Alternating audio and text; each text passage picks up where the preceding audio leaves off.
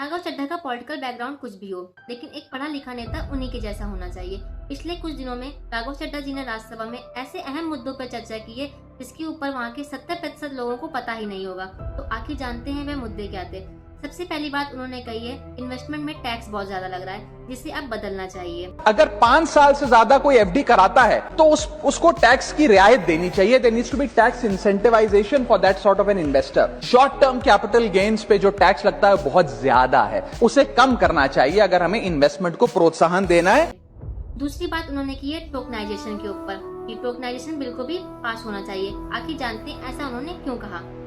आप मुझे 500 रुपए का सोना दे दो तो शायद आप 500 रुपए का सोना नहीं खरीद सकते, लेकिन जब से गोल्ड ईटीएफ आया, डिजिटल गोल्ड आया, आप 500 रुपए का गोल्ड खरीद पाएंगे इलेक्ट्रॉनिकली, डिजिटली। ठीक वैसे ही आप एसेट्स को अगर डिजिटाइज करेंगे, इन टोकन्स के माध्यम से आप इन एसेट्स की हिस्सेदारी पा सकते हैं। सर, इस टोकनाइजेशन से खास तौर पे मिडिल क्लास को क्या फायदा होगा? सबसे पहले बेटर रिटर्न्स मिलेंगी, रिटायरमेंट सिक्योर होगा, इंस्टेंट लिक्विडिटी मिलेगी।